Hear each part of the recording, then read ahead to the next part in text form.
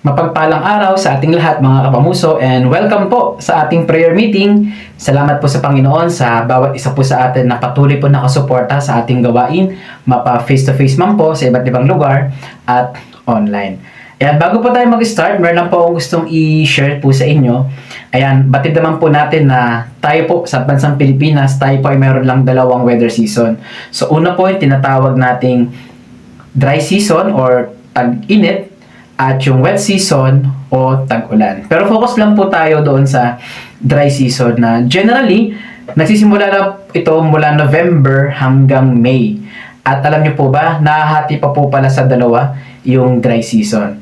Una, tinatawag po siyang cool dry season. Ito po yung nagaganap mula around November hanggang February. So ito po yung mga panahong masarap mamasyal, umakyat sa mga matataas na lugar, malamig na lugar tulad ng Baguio City o kaya Tagaytay. At lalo na po bibihira po ang ulan sa ganitong panahon, napaaganda po ng temperatura na ating mararamdaman. At yung isa naman po ay tinatawag na hot dry season na mula ngayong March na tumatagal po siya ng hanggang Mayo. Yung hot dry season po ay mas kilala po natin sa tawag na summertime. Ito po yung panahong masarap mag-swimming, mag-outing, magdagat, mag-beach for the purpose na para ma-refresh tayo sa napakainit na temperaturang ating nararamdaman.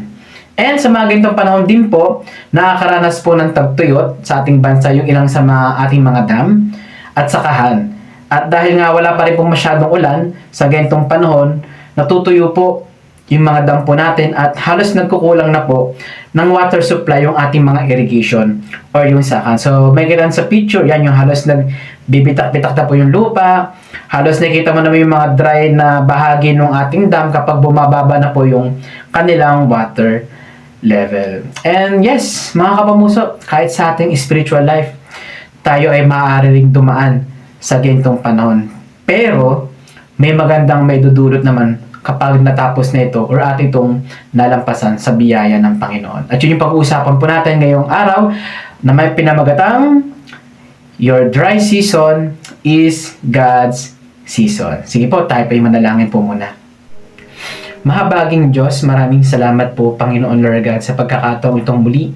Kami Panginoon Lord God ay makikinig Panginoon, mapapagpala Panginoon yung dakilang salita. We're praying, Panginoon Lord God, na patuloy ko pong mangusap, Panginoon, sa bawat isa sa amin. Patuloy, Panginoon Diyos, ang lingkod mo itago sa iyong biyaya. Ikaw po, Panginoon Lord God, maparangalan, Panginoon. At lahat kami, Panginoon Lord God, ay matuto, Panginoon, sa oras pong ito. Manguna ka, O Diyos. Maraming salamat po sa pangalan po ni Jesus. Amen. At sa ating pong pagpapatuloy, magbibigay lang po ako ng at least 3 na dahilan, dahil posible pong maraming dahilan kung bakit po tayo nakakaranas ng spiritual dryness. Una po, paghihirap. Sabi po sa Kawikaan 12:25, nagpapahina sa loob ng isang tao ang kabalisahan. Ngunit, ang magandang balita ay may dulot na kasiglahan.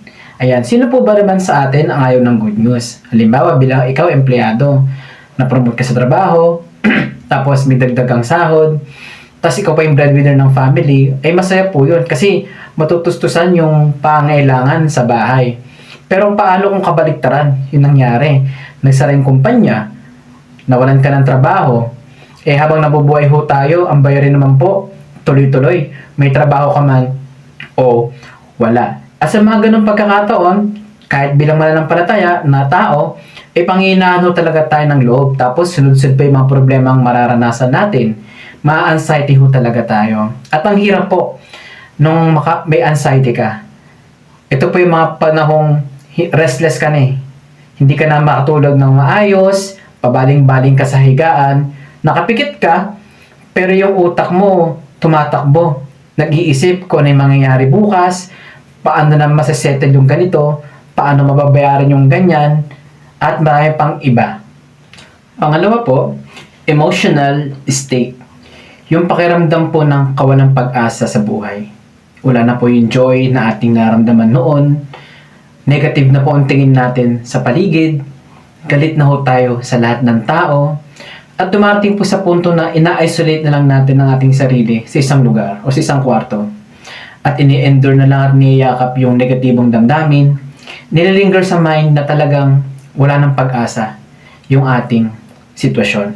At maging maingat po tayo kapag ganun na po yung ating nararanasan sa ating buhay na maaari po siyang mag-lead po sa depression. At alam po natin ang depression po ay hindi po biro. Isa po siyang totoong nakaranasan, isa po siyang totoong damdamin na maaari ding magdulot or mauwi sa hindi magandang pangyayari. And lastly, number 3, na alam ko po lahat po tayo mag-agree, kasalanan. Sabi sa awit 32 verses 3 and 4, nang hindi ko pa naihahayag ang aking mga sala, ako'y nangihina sa maghapong pagluha. Sa araw at gabi, ako'y iyong pinarusahan, wala nang natirang lakas sa katawan, parang hamog na natuyo sa init ng tag-araw. Alam na po natin yung background nitong Psalm 32, noong si King David ay nag-commit ng adultery kay Bathsheba at murder kay Uriah. At nakita po natin, nabasa yung ano yung mga naramdaman niya nung siya ay nagkasala ng ganoon. Siya ay nanghina dahil sa kanyang maghapong pagluha, feeling niya ay wala nang natirang lakas sa kanyang katawan. At kailan niya po ba naranasan yung ganito? Sabi sa verse 3, nang hindi ko pa naihahayag ang aking mga sala. Mga kapamuso, alam po natin yung epekto ng bigat sa ating buhay. Alam po na, lalo pa yung mga unconfessed sin, yung mga bagay na ayaw pa nating isuko sa Panginoon, ayaw nating aminin sa Kanya. Batid natin yung banal na spirito, kinoconvict tayo. Talagang inuusig yung ating pagkatao, yung ating espiritu na magpakumbaba sa ating Diyos. Lalo na po yung mga pet sin natin na inaalagaan na eventually pag tumagal, magiging po siyang kalyo. Di ba yung kalyo sa mga beginner po sa pagigitara? Normally, ito po yung kumakapal sa kanila itong bahaging to. Or depende po kung ano po yung ginagawa nilang pagigita sa sa pagtipa ng strum or pagtipa ng chords. Habang tumatagal, nagkakakalyo po yan. Normally, kulay puti po siya. At pag ginaganon mo siya, unlike nung typical mo na daliri na kulay pula, halos wala na siyang pakiramdam. Kasi nga, kalyado na eh. So parang sa buhay po natin, kapag ho tayo hindi nagko-confess sa ating Panginoon, nagiging normal na lang po sa atin ang paggawa ng kasalanan at mamuhay sa kasalanan. Meron po ako nabasang parable. Siguro alam niyo na po ito. Yung The Parable of Two Wolves. Sabi, sa loob daw po natin ay meron dalawang wolves. Isang itim at isang puti. So, alam na po natin yung nire-represent nung kulay ng itim at puti. Tapos may tanong, which wolf wins? And the answer is, the one you feed most. Bakit the one you feed most? Kasi pwede pong nagpapakita tayo ng pag-ibig, kapayapaan, pagpapakumbaba. At the same time, tayo ay nagagalit, naiinggit, naiinis, at marami pang iba. So let's pray to God na mas i-feed natin yung puti para lagi na-overcome yung itim. So yun po yung ilan sa mga dahilan kung bakit ho tayo nakakaranas ng spiritual dryness. At katulad po sa ating bansa, na hindi naman po buong taon or habang buhay na tag-init, yung ating spiritual dryness will not last forever. So matatapos din po yung season na yun. At meron po siyang magandang maidudulot sa ating buhay. Magbibigay lang po nito ng 3 point. Una, mas lumalalim ang pagiging dependent sa Kanya. Basahin po natin yung awit 63 verse 1. Sabi, O Diyos, Ikaw ang aking Diyos na lagi kong hinahanap. Ang uhaw kong kaluluway, tanging Ikaw nga ang hangad. Para akong tuyong lupa na tubig ang siyang lunas. Sa tuwing tayo po ay nasa dead end road ng ating sitwasyon, naiko-compare po tayo sa isang tuyong lupain. Nakakita na po ba kayo nung isang paso na super duper tuyo na nung lupa? Tapos nung one time na diniligan nyo, ang bilis mag-absorb. Doon nakita po na talagang uhaw na uhaw yung lupa sa tubig. At ganun po yung ating kaluluwa. Ganun po yung ating espiritu. Kapag po tayo dumaranas ng mga problema, mga pagsubok sa buhay. At si Lord na lang po talaga lagi ang ating pag-asa. Hinahanap natin yung presence niya. Hinahanap natin yung kanyang salita.